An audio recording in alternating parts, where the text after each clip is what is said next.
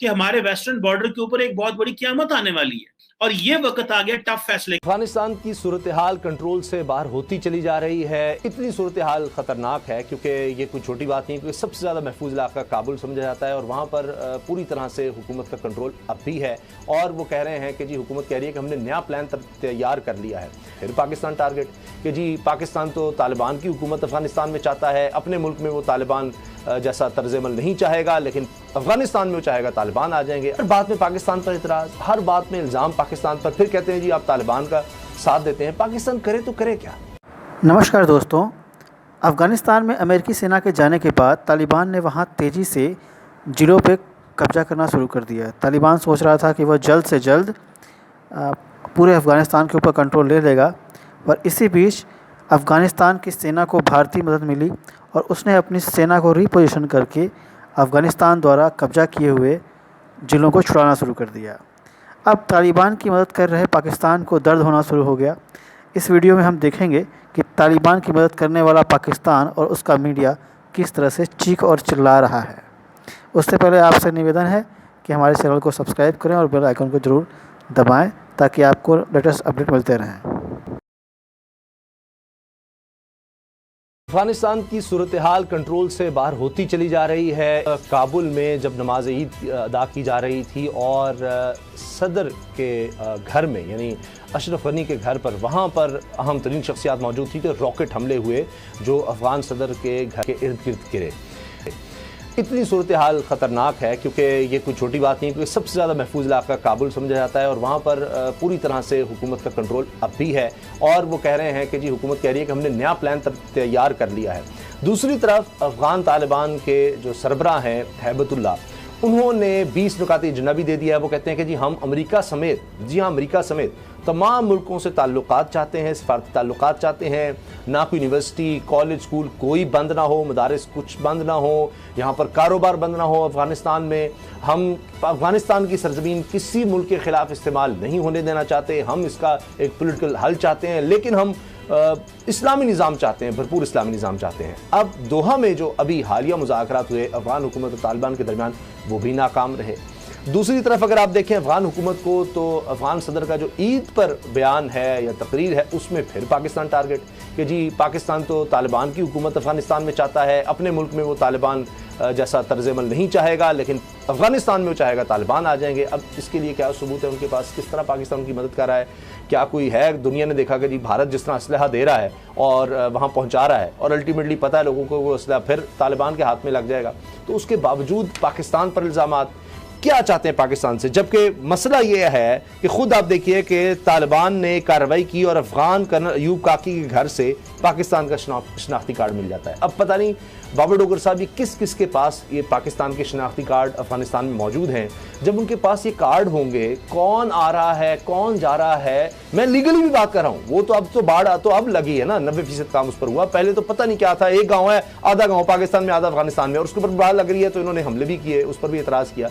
तो पाकिस्तान को कैसे डील करना चाहिए अफगानिस्तान को? ये वो अफगानिस्तान है जहां पे अंदर अनरेस्ट है, लेकिन वो पाकिस्तान पे इस तरह हमले कर रहे हैं, पाकिस्तान पे इस तरह असॉल्ट कर रहे हैं, वो हमारा नेशनल टाइम इस तरह वेस्ट कर रहे हैं, वो हमें इस तरह इंगेज कर लेते हैं कि सारा पाकिस्तान अफगानिस्तान के बारे में सोचता रहता है और अफगानिस्तान और दुनिया अफगानिस्तान के बारे में सोच रही है।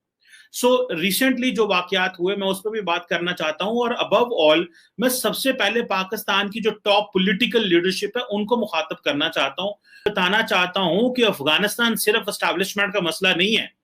हिस्टोरिकली हमें इस चीज का अंदाजा है कि when it comes to Afghanistan, तो जो सियासतदान है वो नहीं डिस्कस करते, वो कहते हैं जी एस्टैब्लिशमेंट का मसला है, वो जाने वो करें जिस तरह उनको अच्छा लगता है, जो उनको अच्छा लगता है। लेकिन अभी थोड़े मामलात बिगड़ गए हैं और उसके लिए पाकिस्तान को थोड़ा सा ऑफेंसिवली खेलना पड़ेगा। हमारी जो सियासी लीडरशिप है वो ना अफगानिस्तान के बारे में बात करती है, ना इंडिया के बारे में बात करती है। इंडिया के बारे में वो सिर्फ वो बात करते हैं when it comes to elections and all this. या फिर ये है कि अगर इमरान खान बात नहीं करेगा, इमरान खान क्यों करके बात न करे, क्योंकि नवाज शरीफ को बात करने की इजाजत नहीं दी गई, तो इस सेंस में।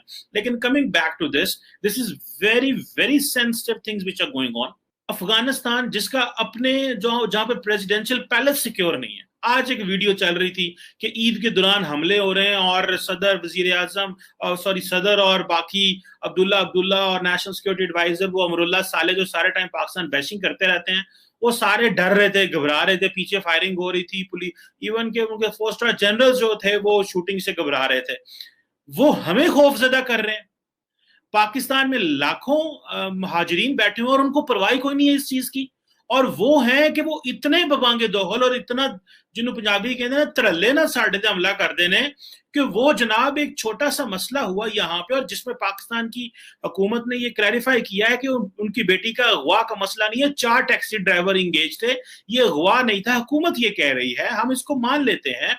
लेकिन अगर ये बात भी है तो पाकिस्तान के फॉरेन मिनिस्टर ने अफगानिस्तान के फॉरेन मिनिस्टर से बात की, हनीफ अतमर साहब से, उन्होंने लिफ्ट ही नहीं कराई, वो उनको ले गए। और जो मुझे इतला है, जो मेरे पास खबर है, वो ये है कि अफगानिस्तान के जो एम्बेसडर है वो वापस नहीं आएंगे पाकिस्तान, कोई और एम्बेसडर आएगा अब अगर आया तो, क्योंकि ये जब दोबारा एम्बेसडर साहब आएंगे तो जो चीजें इंफॉर्मेशन पाकिस्तान के पास है, अगर वो एम्बेसडर साहब और उनकी फैमिली के साथ शेयर करेंगे वो तो मानेंगे नहीं, एंड अबव ऑल वो तफ्शीश जो है, वो इंफॉर्मेशन FIR वो कहीं पहुंच नहीं पाएगी।